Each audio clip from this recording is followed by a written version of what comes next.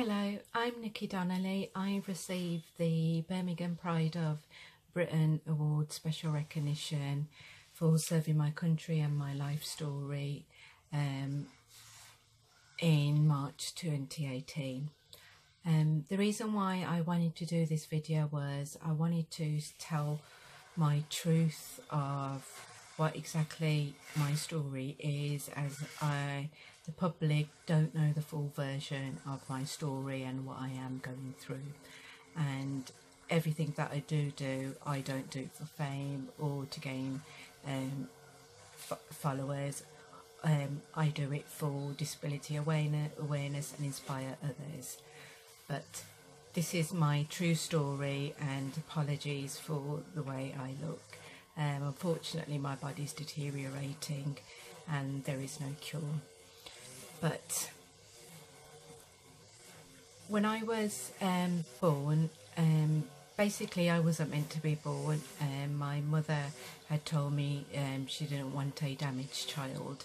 I was born with a life-threatening condition called Ehlers-Danlos syndrome, which is a severity stage of life expectancy of 48. I was the only child that has the severe condition, and I was disowned right from birth.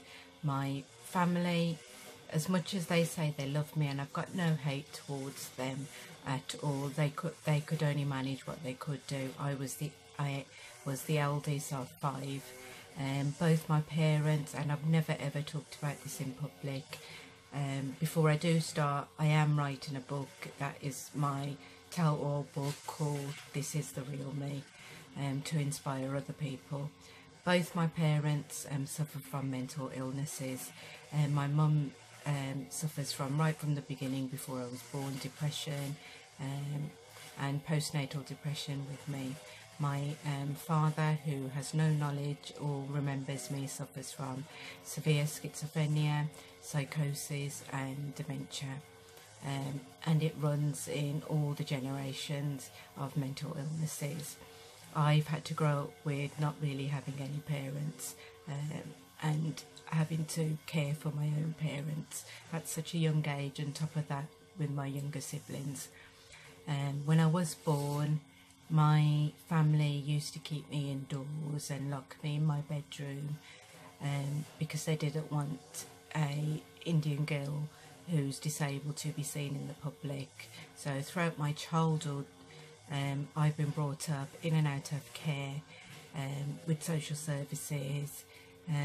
My mum could never love me the way I was because I wasn't normal, and she believed I was a possessed child that was cursed for whatever reasons. We are practicing Catholic, so she believed I was a cursed child, and that brought shame to the family. They did everything they could do to hide me from the public. On top of that, I was forced to have several arranged marriages to get rid of me in India.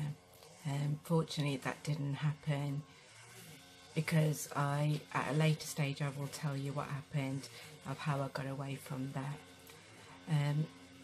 The love I had, and I thought I had, from this priest, who said the only way God will love me is through his love, was through sexual abuse. At 9 years of age, I was sexually assaulted for 3 years. We used to go to the temple. My mum didn't want to know what was happening. I didn't know what love was. This priest used to say that I can only love you and cure you with my love. So he used to put his hands on me in all the parts that were, at that time I was 9, I didn't know what was going on. And he used to cover his mouth over my face and say, if I scream, my mum will get rid of me and put me in social services. He would put his whole body weight onto me and take my clothes off. Basically, it was torture. And I never want any child to go through that. For 3 years I went through that sexual abuse every Sunday at church, at the Buddhist temple at that time, that's what it was. And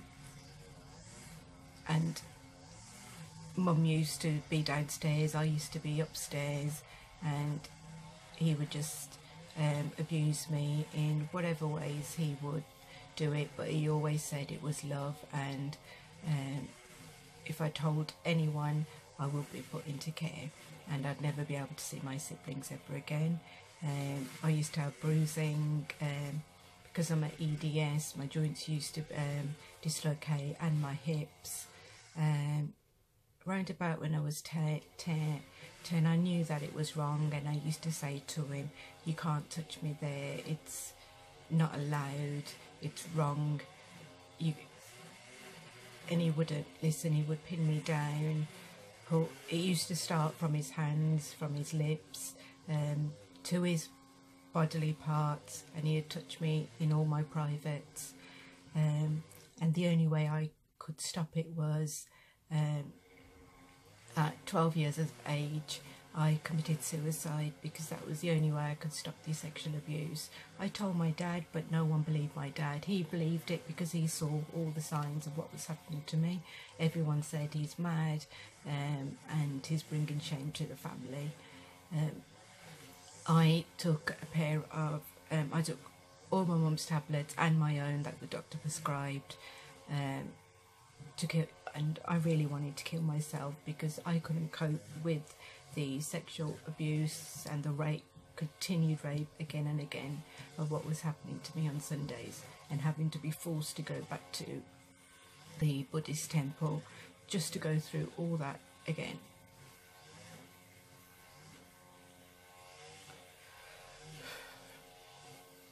So I committed suicide at 12 years of age. I did die. I was put on life support machine for 3 days, and the face that I saw was my own mother's, who was absolutely ashamed of me and disappointed that how dare I give up on my life, and I brought shame to my family. I even told my mum what happened, and she didn't believe me, and she said that if I ever breathed a word she would kick me out of the house if I told anyone. So I've had to live with this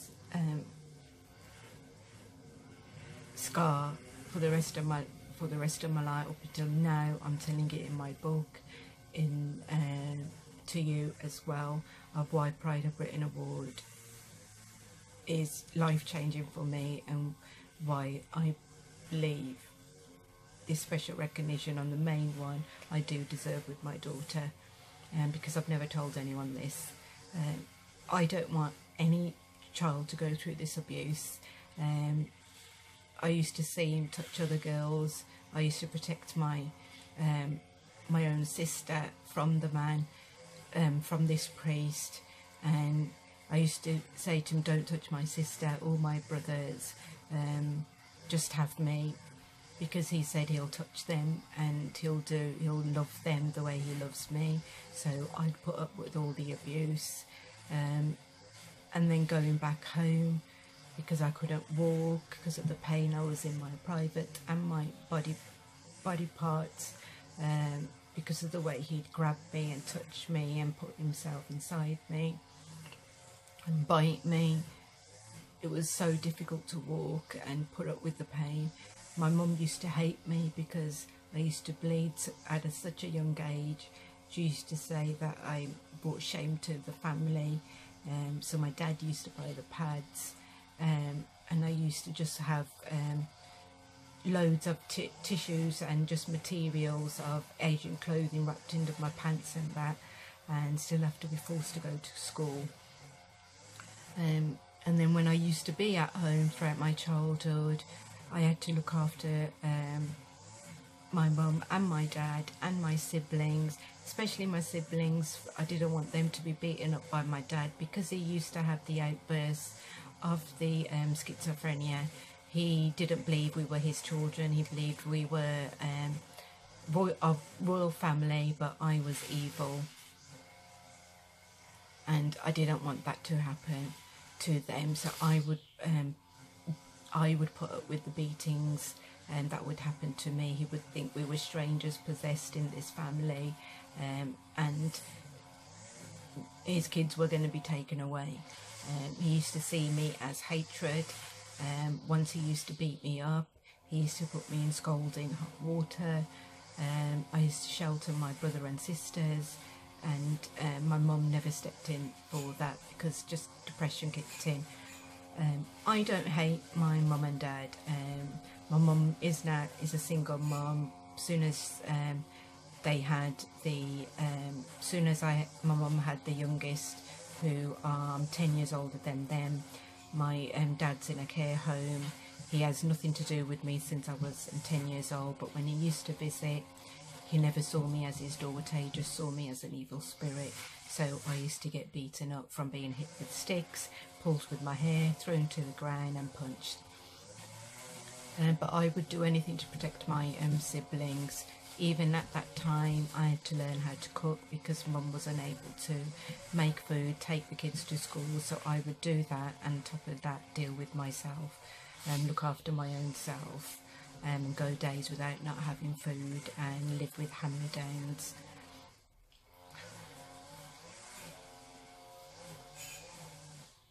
There's just a lot to go through, and I'd rather just let it all out now. And not say it in front of my daughter as well, because she has seen the scars on my bum and my lower back of all the sticks that I've had bruising from the abuse, and I've got permanent scars from cutting myself in my privates when I didn't want to be sexually assaulted and raped from that man. So I would do all sorts to stop him from abusing me. Fortunately, the sexual abuse did stop once I committed suicide. He was no longer coming near me. But from that moment, at 9 to 12 years of age, I knew from there I wanted to be a police officer. To have that power to stop bad people from doing horrible things for children. I will never get that justice for me. I will always have the scars, and I'll never be able to tell my story of what happened to me as from childhood. Even with my the medical condition I'm born with and the torture I've gone through, I will never be able to expose all of that up until in the book. And the way I say it in my book isn't to put hatred towards my family. They suffer from mental illnesses. It's not their fault that they, in the end, that they hated me and beat me up, starved me and locked me up. It's not their fault at all. They saw me as an evil child and damaged goods. At the end of the day, they gave birth to me, and I'm here able to help everyone else now in so many different ways to tell my story. Fortunately, I joined the police force at 18. I was also kicked out of my home because my family said, "You're not joining the police force," because they wanted me to be forcefully married and shipped to India.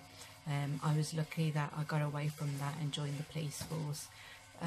Police force were my lifeline. If it hadn't been for them, the other worst thing would have happened, me a forced marriage, and I would have killed myself, because that is not the life I wanted, to live like that. And because I've got a disability, to be a housewife and hidden, I was more than that. I had to become my own role model and believe in my talents. I also couldn't have children because of the condition I was born with. I was told I will never be able to have kids. I knew at 14 years of age, I wrote down, and even in my brain I say, I wish I have a daughter called Eleanor. Eleanor means bright light, and be the mother that I've never had, and have a daughter where the bond can be special. And so going back to the police force, I joined the police force.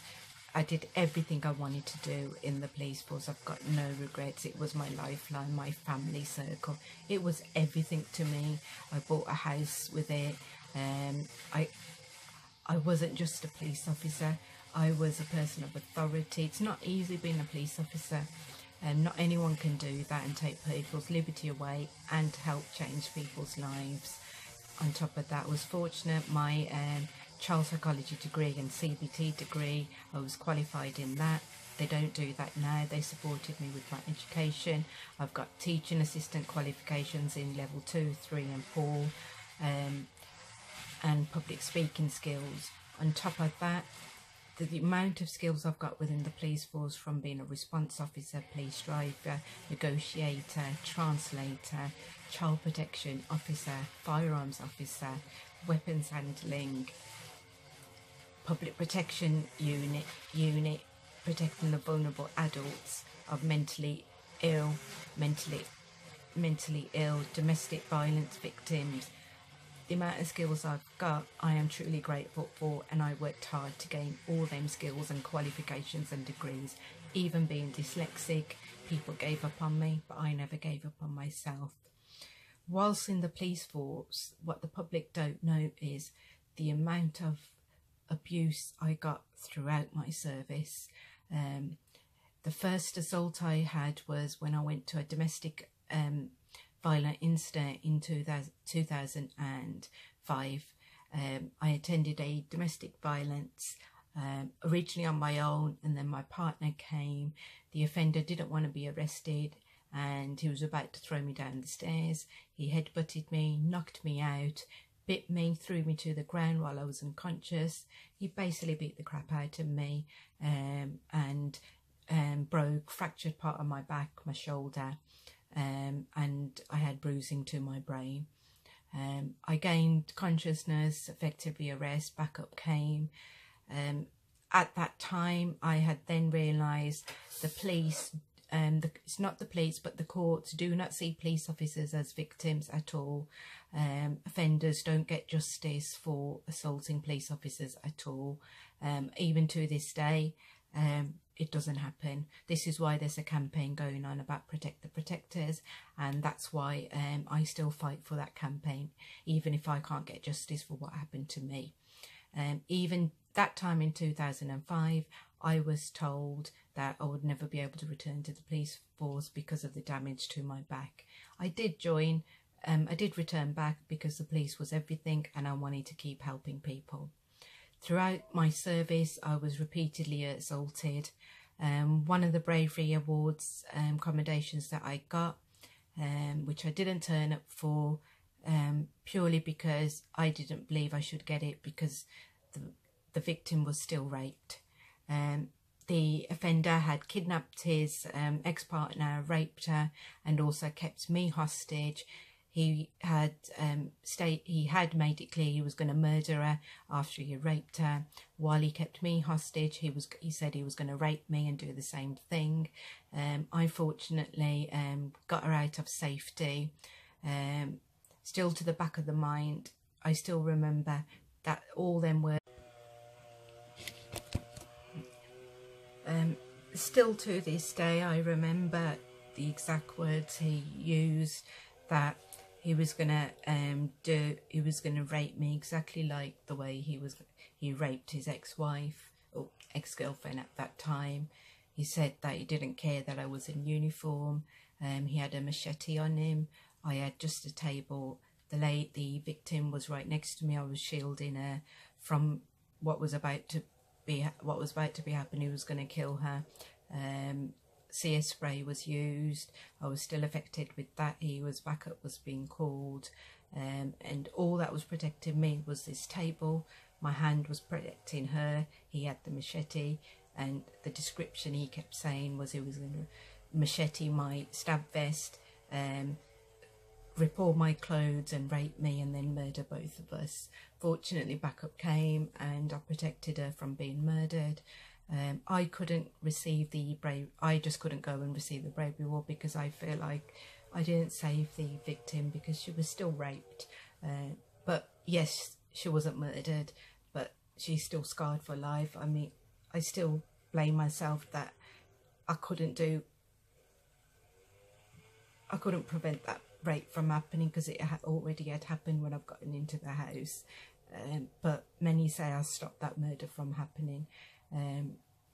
And I was prepared for him raping me than murdering her, because that's what police officers do. We put ourselves on the line without thinking of ourselves. that's another incident of one of my bravery awards. I've been repeatedly beaten up, thrown to the ground. I've been sexually groped, pulled with my hair. And then in 2009, I was, we arrested a man for stabbing another person. I arrested him on a public order van. I'm 5'4", he was 6'5", of large build, with mental health issues, and he didn't want to be arrested, so he threw me out of a public order van onto the road. All the officers describe it as I went flying out of the road onto oncoming traffic. Luckily, the cars didn't run over my head. They just swerved all the way around from it.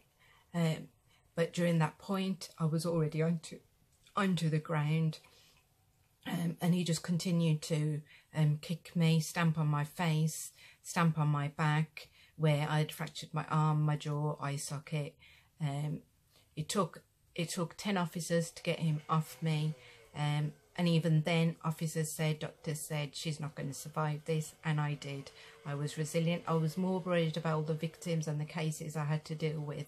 I would contact them when I was in hospital. A few months down the line, I had returned back to duty, and I was in September 2009. Throughout all this time, I've missed my daughter's childhood. She was 3 years old. I also, in the process of joining firearms career, I did my weapon handling training. I was also acting supervisor. I worked really hard. There's loads of incidents I can talk about of the things I've done.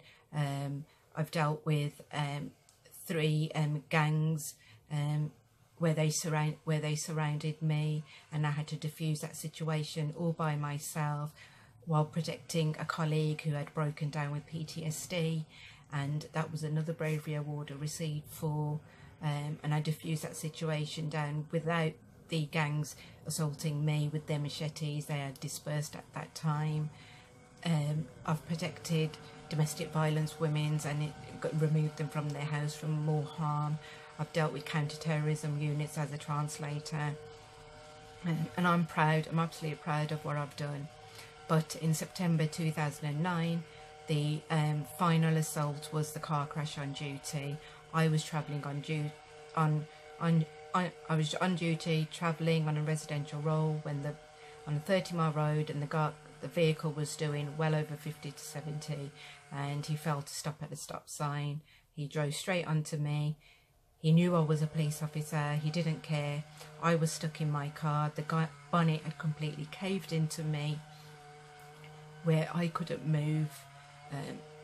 At that point, I couldn't even feel my legs. My hip had dislocated, my shoulder had dislocated, my jaw had dislocated. With the assault, my eye socket had broken. I had fractures all over my ribs. And with the car crash, it was more injuries, where the offender then broke my driver's side window and started grabbing hold of me and shaking me, continued to assault me, because he just hated the police. I've had that much hate from my own family, but to have more hate because I was serving my country, it's hard, because I've done nothing wrong to anyone. All my life, I've loved everyone, and I treat everyone as their own, and I'll protect anyone. But this man just hated the police, and he just wanted me to die. He would say, just die so I can go, so I can get away with this. Luckily, witnesses were there and they kept him there. I was put on a stretcher, taken to the NHS. I am truly grateful for the NHS for everything they've done throughout all the years. Unfortunately, at that time, they didn't x-ray me because my feelings came back in my legs. I was put into a cast, and I had headgear on and a neck gear on. I was off then work for the next 2 years, on and off duty, on desk job duties, because my health deteriorated. For 2 years, I could feel my bones crushing and my back breaking from the chest down. by the end of 2011, they then confirmed I had T4 and T7 paraplegia, which means I'm paralysed from the chest down, and they could never have prevented it from happening because of the car crash and the injuries I sustained throughout all the years. There was no prevention. I was paralysed permanently. During that time, I was hospitalised up to a year away from my daughter, where my arm stopped functioning. I was unable to talk, and I lost my muscle function in my voice. I had to be fed by tube. I couldn't communicate to my own daughter, and I couldn't see her for a year. And it happened from 3 to 5 years of age. I also missed her first day of school. And all I ever wanted to do was be a mum, and be a really good mum, because my mum wasn't there for me, and I felt like a failure because I couldn't be there anymore as a mother to my daughter. To be hospitalised for that long and bedbound at home for another year, that's 2 years, where I'm unable to move and be washed and stripped from here all the way down, and even on my hands, because it causes me that much agony to move. I have 2 full-time carers now, where they have to dress me, wash me, get me out of bed, help me with cooking, help me wash my hair, empty my bladder bags, because being paralysed from the chest down isn't just in your legs. I've got digestive problems where I can't feel the hunger, and my bladder and bowels don't function, so they're operated on with surgical bags. My own daughter has become a young carer, where if the carers aren't here, she then helps me transfer into bed, wash me, comb my hair, help me with my shopping. At the moment, if you saw my house, it's not fully adapted. I don't have a wheelchair lift.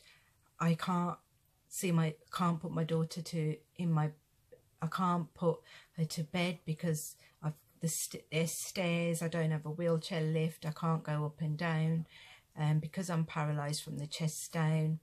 I can't play with her in the back garden because I have no access.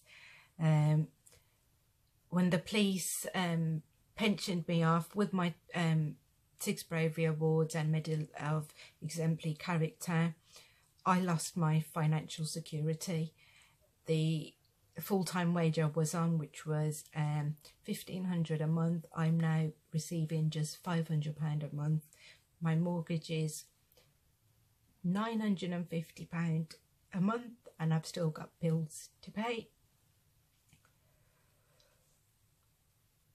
And I just make do by not eating and just provide for my daughter the best I can do. I've had to open credit cards where I'm in debt, where I've had to declare myself with IVA, which is more or less like a bankruptcy. But when the police force let me go, it literally did let me go with no welfare support at all. I just have to live with £500 a month. My personal PIP money, which is my lifetime PIP money, goes towards my car, and all towards my car, and the care allowance goes all towards my care. So I basically have no money. Every month I'm only left with £10 a month, and I just don't know how I manage. I rely on donations that I've put on my GoFundMe page, which is on www.gofundme.com/letnikkilive. It's also on my website, nickidonnelly.co.uk. I'm not here to plead for money. I just want to share all of my stories, so you know what one child has gone through to turn into a positive influence to help other people and campaign for disability rights and empower women all over the world, that you are capable of so much more. This is why I wanted to share you what I've really gone through right from childhood and even now with my struggles. Because I am a motivational speaker, and all the work that I'm doing, it's all voluntary that I do. I don't do any financial gain or any profit, even with my daughter. But it is a struggle. I have a lot of bedbound days. I am deteriorating, where the doctors said that the life expectancy of 48 is realistic unless I get the financial support that I need, which is the wheelchair lift. I still need adaptations with a ground floor bathroom that I haven't got. I still need medical treatment for myself with my care, but I don't have the money. So I know I'm dying. We're all dying at the end of the day, but I know I'm deteriorating because I don't have the financial means for none of that. I haven't bought any new clothes since my car crash because I've got no money to buy things for myself. I live on Boots points, Sainsbury's points. One thing I'll never do is let my daughter starve. I'll just try and find the best way to provide for her. On top of that, I met my husband at 18. He's my only relationship. I've never had anyone else.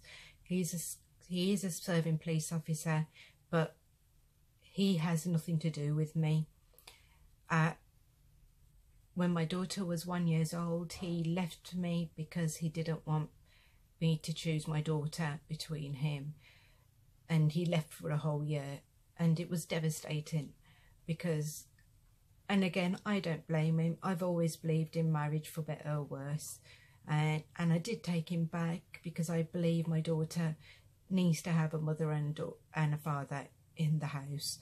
Everything is I own. It's the mortgage is in my name. The bills are all in my name. Unfortunately, over the years since my car crash, we may be married legally, but we're not together.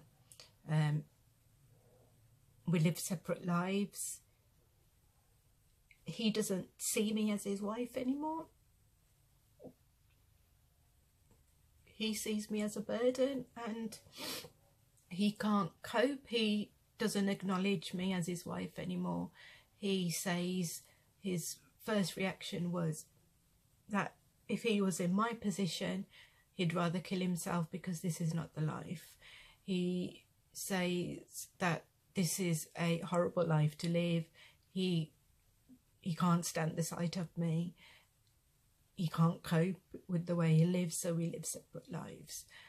He has nothing to do with everything that I do. I have carers that try and support me, and then when they're not here, it is my daughter who has to help me because he doesn't help me with anything, and he doesn't want to.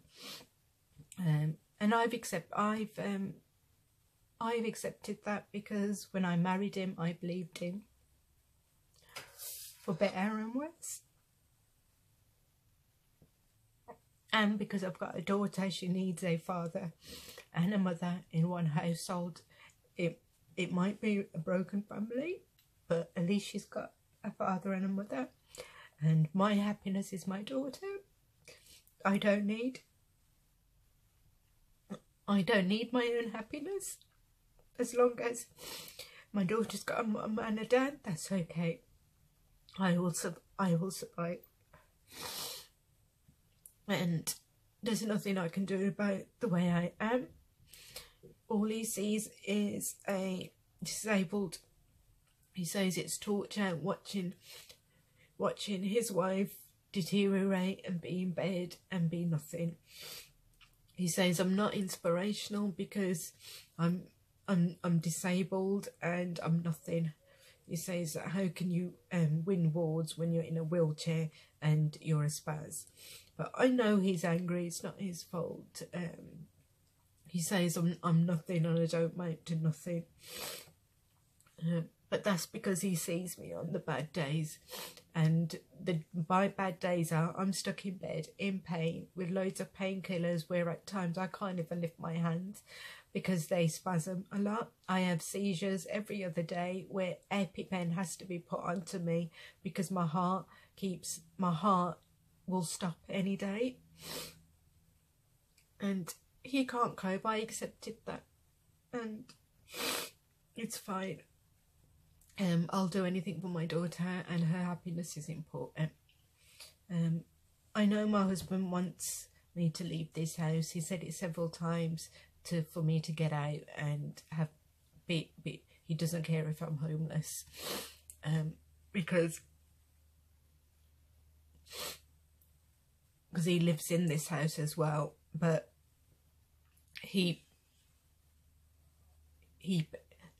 because I can't afford the mortgage, I can't afford it.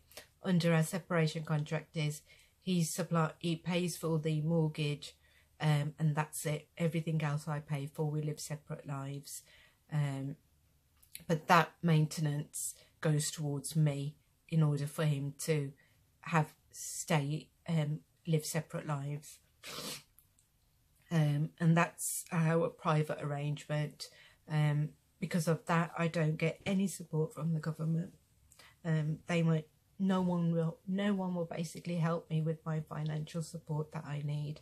This is why I've had to set up my GoFundMe page. And I never wanted carers, but I've had no choice. That I can't physically get out of bed at all because of my paralysis and my bone disease in my upper body. I have to have that support.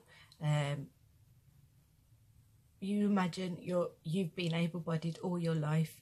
You've been strong. You've been a police officer, had the power to be anything, do anything you want, and do anything with your body. Now my body controls me. I've got brain damage. They have to wash me from head to toe. Even brush my teeth, wash my hair. And if they're not doing it, my daughter has to help me. And because of the struggles at home, my health is deteriorating because I don't have a wheelchair left. I have to throw myself on the floor and drag my body while it's scraping on my bum. My skin is coming off. My knees are continuing to rotate the other way and dislocate because I want to say goodnight to my daughter. And I can't go upstairs to say goodnight. And this is what's been happening since I've been let go from the police. And I don't have the money to have these big things in place.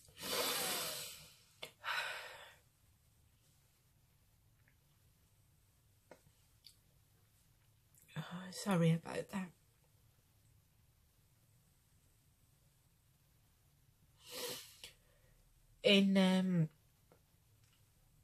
Whilst I've accepted my disability and adjustments to my wheelchair life, I am now in the process where Motability have given me full funding because I've told them all my circumstances. And my personal circumstances. They're funding for a wheelchair car, which means I'll be able to use my full-time electric wheelchair. At the moment, I'm struggling to take her to school because my husband, or ex or whatever, he doesn't want anything to do with that. I have to manage all that myself. He doesn't come to events as family events with me, church events on my practice camp. He wants nothing to do with that, and I've accepted that. But whilst it took a long time for me to accept my wheelchair life, it hasn't helped that I don't have that support. My family have disowned me. They want nothing to do with me. Even when they found out I was pregnant, they beat me up. My dad punched me in my stomach where my daughter was where I was taken to a hospital where my unborn baby couldn't breathe, and I had to give birth early. I can say all sorts of what's happened to me throughout all my history of domestic violence, abuse, just so much that happened to me. These are why the family has nothing to do with me. I'm on my own with my daughter. I don't have anyone on my side of the family other than a handful of 5 friends who I don't let on of what I go through. I've had to cut down on work because of the financial circumstances, because I do everything voluntary and I go to school, even motivational speaking. I don't have the money to pay for my petrol. That's what I'm struggling with. I can't pay for the hotels. And I still believe in inspiring people. This is why I'm redoing all my YouTube blogging and trying to work from home, because as much as I don't care what my husband says, Mark says, that he says, oh, I don't amount for nothing, I'm nothing. All these awards are just sympathy awards that I get because I was a police officer and I served my country. I didn't ask to be beaten up or sexually abused, and be let go from the police force with nothing. I don't believe they're sympathy votes. I believe I've earned them awards in recognition of being me, of all that I've done, and I still do as a human being. Yes, I served my country and I'm proud I did. I asked nothing for return, but it is really important that I share my story as a police officer, what police officers go through, because I suffered PTSD all throughout my life in the police force because of the abuse, and especially the car crash, the nightmares I still get. I have moved on, but I will only go into my car. I won't go into other people's car. I don't use public transport. I still have flashbacks. It is permanent depression, and the doctor said there's going to be no cure for that. It has ruined my life. It's ruined my daughter's life, because it's ruined my marriage.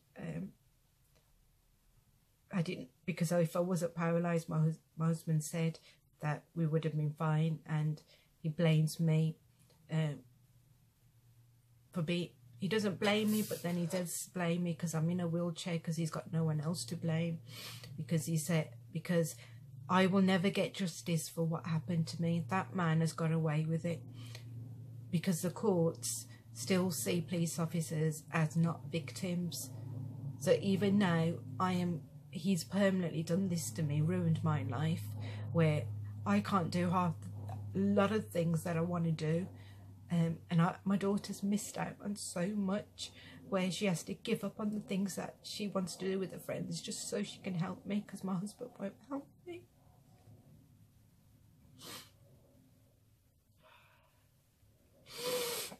But that's okay, because me and my daughter, we do everything with campaigning. We show a strong force united together and continue to inspire people, campaign for our rights and for other people's rights, to show we matter and we exist, and to educate people about what disability we have, invisible, that my daughter has, what I have, to embrace life as whole. And I do that by showing you how we can live in a positive way through my motivational talks and with my YouTube videos of my daily blogs of all my talents that I do as a life coach.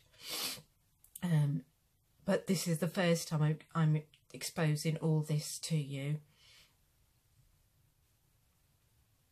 In 2016, I wanted to say in 2016, Pride of Britain back then was Brummies.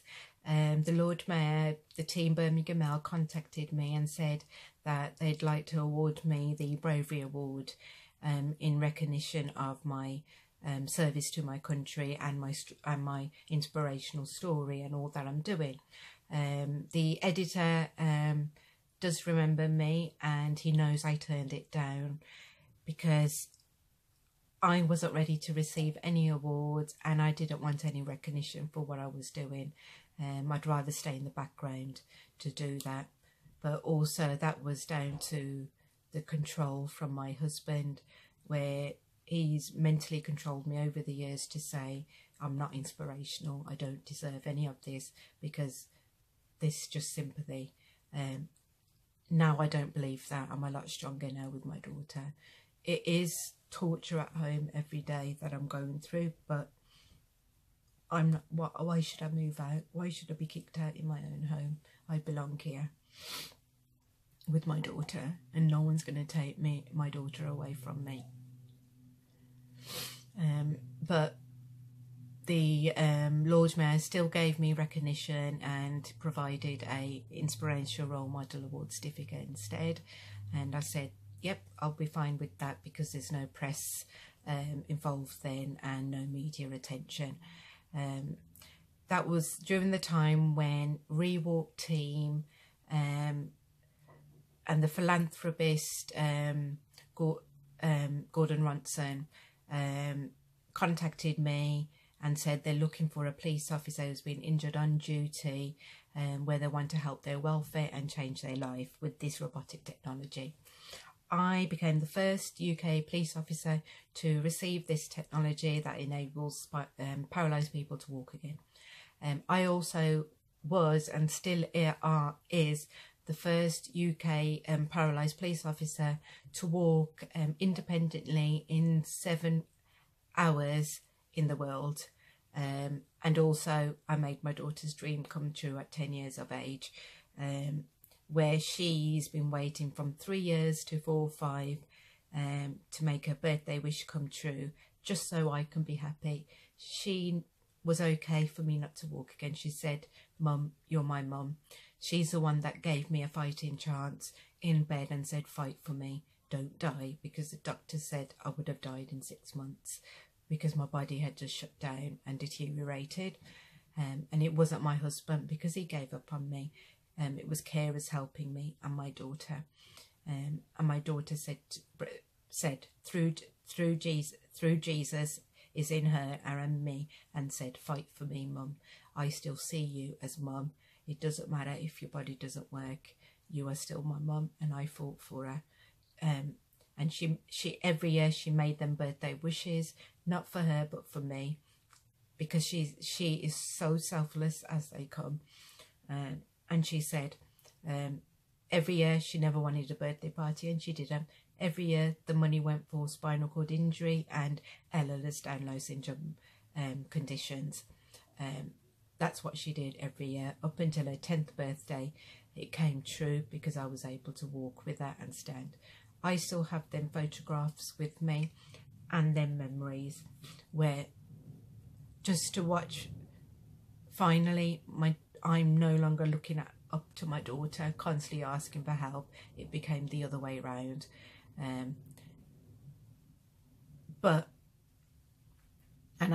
We managed to do 2 charity walks that we wanted to do for Please Protector campaign, and for spinal cord injury and invisible disabilities for Ehlers-Danlos syndrome, because my daughter's been diagnosed with it now.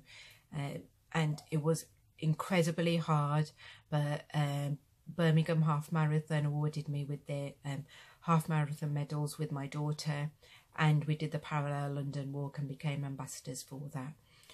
We've been ambassadors for several other charity works that we've done to raise awareness for them, and tirelessly work for our community to make it wheelchair accessible, and to educate schools about women empowerment, girl power and disability inclusion, as well as changing all of Birmingham to make it wheelchair accessible, because it's a nightmare at the moment where every day we get abuse, but that's another matter.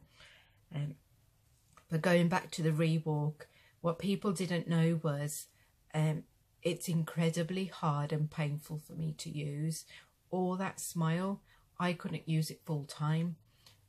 My hands would be swelling. My wrists kept breaking because of the pressure I was put in. The hips kept dislocating. My knees were fracturing. I kept having seizures and postural tachycardia, which meant my heart wasn't coping from standing. We then found out there's a contraindication where I'm a high risk for not using the device. I should never have been given it in the first place. But the philanthropist and Rewalk really wanted an injured police officer to have this technology and promote it out there. Unfortunately, as soon as they found out I couldn't use this technology, I spent hundreds of hours promoting the technology, not because of the money, because I didn't get paid, but because I believed in the technology and it could save and help paralyzed people walk again and give them the freedom of choice that we've lost and that was taken away from us. And I was able to do that by sharing this technology with my police winning story and my own life adversities. And that's all I cared about, just helping other people, paralyzed people, the community, to have this technology. And I travelled to Germany to do that as well. And a lot of people don't know it was alongside Kevin Spacey. And I don't even put that on my Facebook and pages. I don't go on about it. I don't do it for fame or show the pictures, because I believe I am my own worth and my story is my own. I shouldn't have to include other well-known people into it, because I believe I'm worth more than that, especially for my daughter. This is for her legacy and so many other people to use my story as their inspiration and motivation.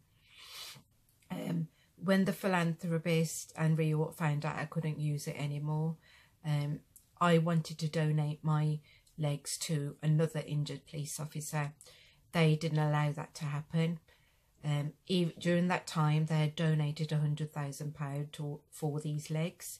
I had asked them, because I've lost out on my police life insurance of £115,000, that's meant to help me with my life expectancy of 48, where I can get the treatments, have my house adapted, because I am a prisoner even in my own home, and make the changes and get the treatment that my daughter needs, because she's got the same diagnosis.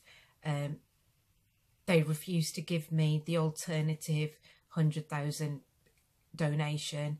They took the legs off me, gave it to another paralysed person, which fair enough, it went towards a paralysed person, but it didn't go to an injured police officer. I pleaded with them that it was important that it carried on with the Protect the Protectors campaign, because of what we're going through, where we're not getting no justice. Every assault I've gone through throughout the years, even the car crash and the severe beating up that I got, that deteriorated my body, and the car crash that left me paralysed for life, I've never got justice for what has happened to me at all. Never. They've gotten away with it. This would have helped another injured paralysed police officer and continue campaigning, where I'm doing that through my social media work for injured police officers. But it didn't happen, and they no longer keep in touch with me. No matter how many times I've asked to them and I beg them that I've had to set up my GoFundMe page, could you please provide some donation to help my welfare, because I've had to declare IVA on my house because I can't afford the mortgage. I never put protection on my house. I never put protection on any of my bills. I've got debt outstanding, where when I die, my daughter's going to have to carry on all them debts, because I've got no other option. I've just got to make do and survive on £500 a month, and that's how it's got to be. All the work that I do get, it's through endorsements. They either pay for the petrol or the hotel, because I've told them I can't afford it, or the product influence, they give me all the products. I don't actually get any profit for anything that I do.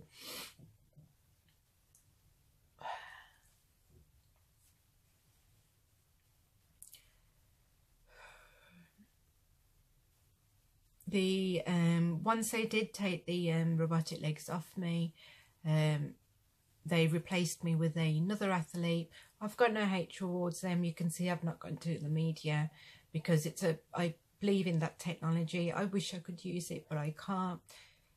It did break my heart that I accepted I couldn't walk again, and then to have a technology and to have them legs ripped away from me. I did spiral out of control, where my depression went backwards. The PTSD came back. Since having them robotic legs, I now have permanent seizures, where that never was happening, but they're an adverse reaction from the robotic legs, where I'm permanently now with suffering from these seizures, and I have to have the EpiPen for the rest of my life. There's no cure. I'm permanently stuck like this now, and my health is now is progressing rapidly because of the robotic legs, where my joints are deteriorating.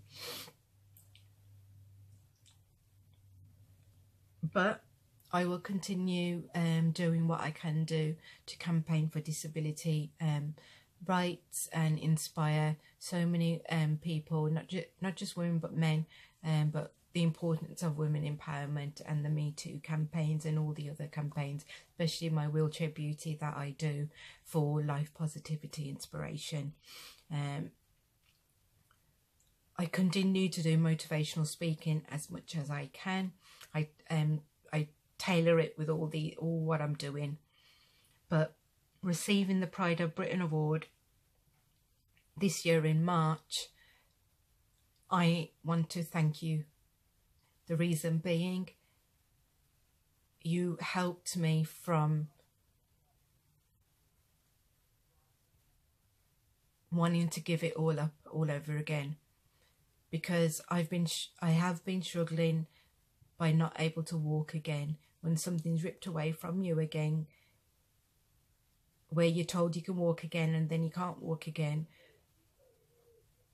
my life was ripped apart. I had completely broken down because I couldn't walk again, and I felt like no one's going to see me as that Nikki Donnelly, the Robocop again. But I needed to tell people that the Robocop wasn't the real Nikki. That was the fake persona of what the Rewalk team and sorry, not Gerald Ronson had put on to promote that technology, and not for me. And I know I'm struggling, but if they don't want to financially help me, then it's their charity. They can, at least they're helping other paralysed people then. But I'm probably many injured police officers out there that have lost their police career and now financially struggling, where I might just lose my home because I can't afford the bills, and I just have to make do. But receiving the Pride of Britain Award in March, I am truly grateful for, because you did help me this year reevaluate my life, but also you gave me that hope that people still believe in me. And also when you found out that I couldn't walk again and the legs were taken off me, you still wanted to give me that special recognition that it's about the human being behind all the work that they do is inspirational. And I'm grateful for that, because I was this close of taking my wheelchair into the middle of the road and just saying to my daughter that you're better off without me, because them robotic legs did help me walk again. And the Rewalk team don't realise how much I invested into them and changed people's lives, and they don't realise what the actions they've done towards me, or the Gerald Ronson Foundation. But I don't do negative press. I don't do bad things. You can see it on all my social media. Everything's positivity. Even this, I don't show people my bad days. But having that Pride of Britain Award in Birmingham gave me that platform to share my voice and story again, to inspire people and keep helping people to be positive in all. So I got all these skills, my degree in child psychology, cognitive behaviour therapy, my voice, all my life stories as a motivational speaker and a campaigner. You're helping me with this award to give me that platform that I desperately need, because I don't have anyone else. I don't have family support. I'm financially struggling and deteriorating, where I don't want to die. I need that medical support. I need the treatments. I need my medication. I need a new wheelchair that I haven't got money for. I need my wheelchair lift.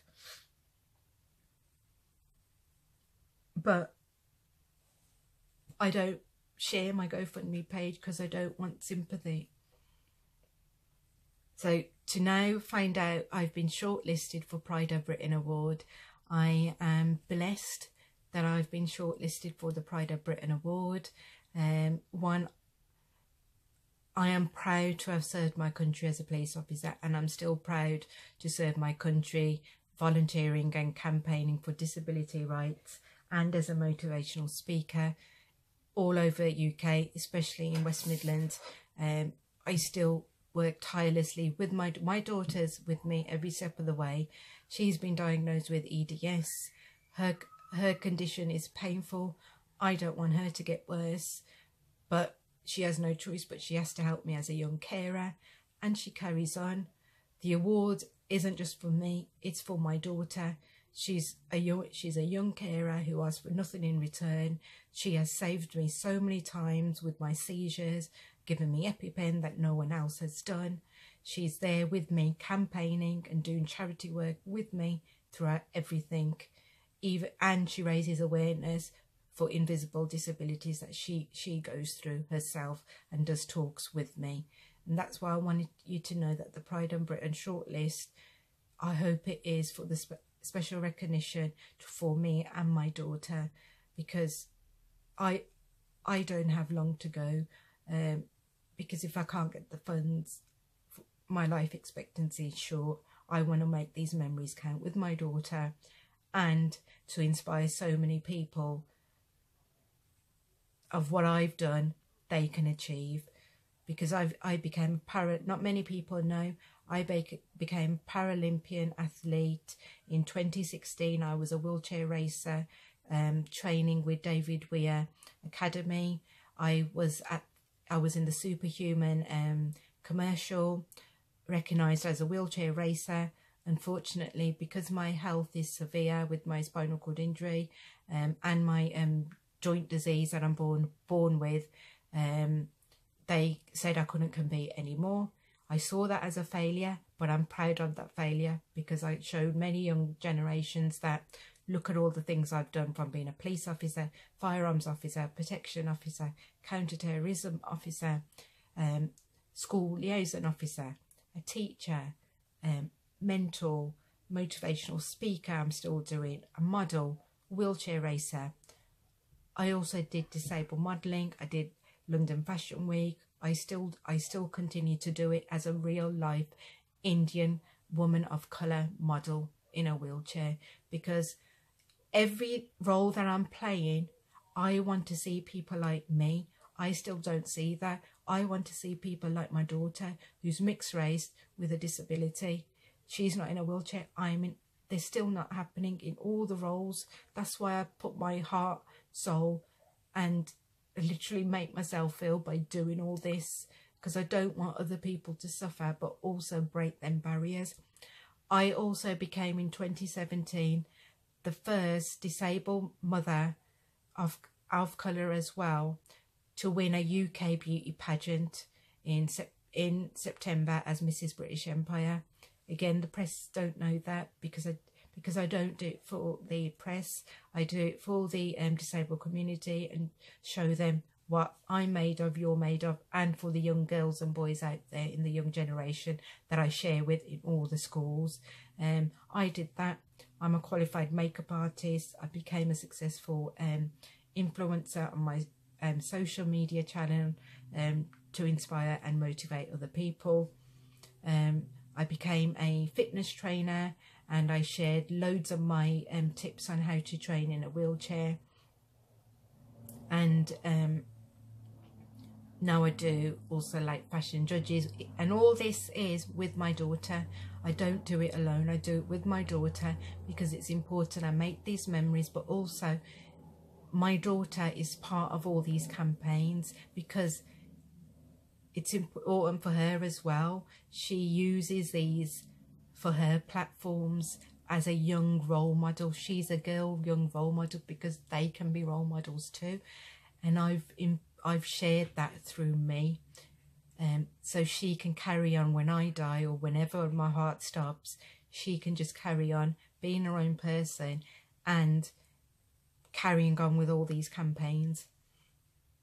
So that is why the Pride of Britain Award, the main one, I believe is really important for me and my daughter. And I hope you can consider ourselves for that special recognition award that I've gone through. This is only a short version. It might be nearly an hour talking of what I've really gone through. I really needed to tell you without breaking down what I'm truly going through. I am writing a book in complete detail of my life story to help other people and inspire them in so many ways that I wasn't inspired. I had no inspiration from anyone. I had no role models. My story can do that and change so many people a lot earlier on that I wish I had them opportunities.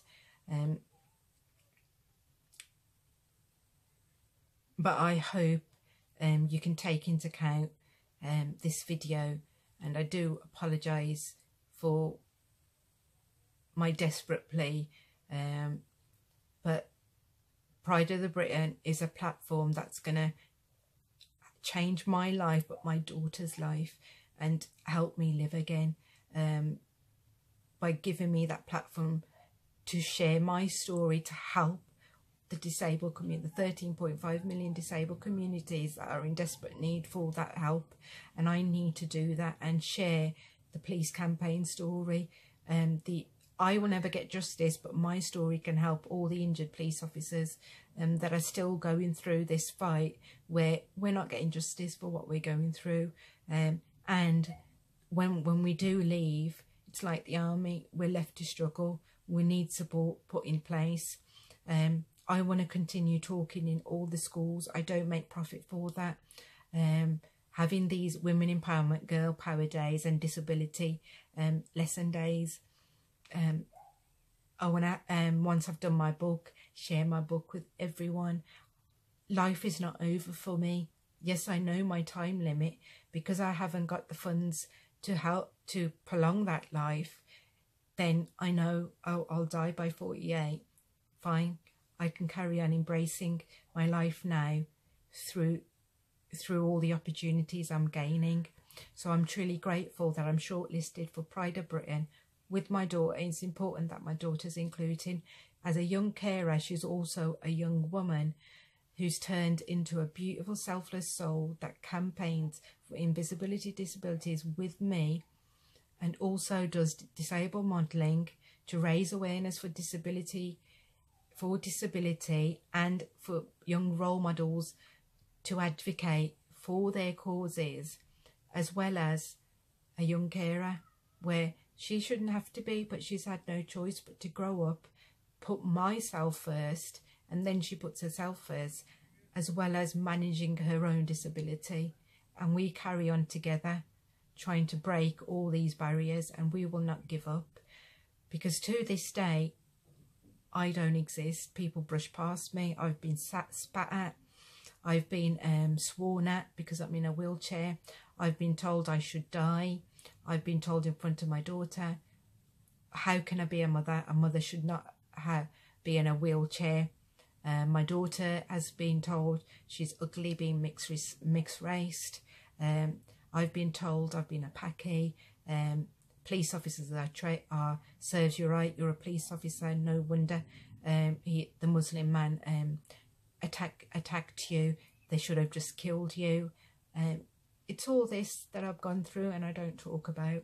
I do talk. I decided I will be talking about them in my motivational talks. to help people and inspire people. But I hope you can take into consideration all that I've said, and the 2 videos that the companies compiled for me, which I didn't ask for. The companies wanted to do a short glimpse to show people what I'm going through. But thank you, and God bless. Also, I forgot to say, a lot of people don't know, myself and my daughter over the years, for spinal cord injury, with the rework work I did, and the speaking work, I didn't gain any money for that, but all the money we gained £10,000 that we donated anonymously to spinal cord injury, and another 10,000 we donated was for the invisible diseases, for genetic diseases, because both myself and my daughter has it. My daughter doesn't want any recognition for that, but it's important she's with me for Pride of Britain Awards. I understand if you think I'm not inspirational enough to receive the main Pride of the Britain Award. I also understand if you believe that I don't deserve this award, but I accept it. All I can say is I'm truly grateful you've shortlisted me, and I hope you can consider that the main Pride of Britain will change my life and my daughter's, to help other people in so many ways, where I can share all my skills that I'm desperately trying to do. So thank you so much. God bless. Thank you. Hello again.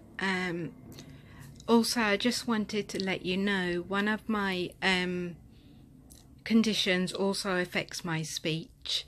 Because of my brain damage from the car crash, it isn't just paralysed from the legs, it also affects my digestive system, my breathing, body temperature, heart, bladder and bowels have been surgically operated on with bags on the outside.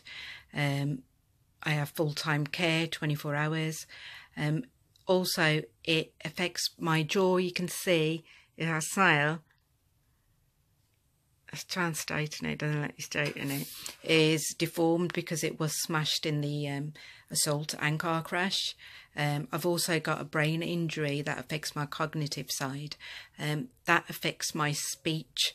So when I'm doing motivational talking, I have to train and spend a lot of effort and hard work into doing that talk. So what you've seen today,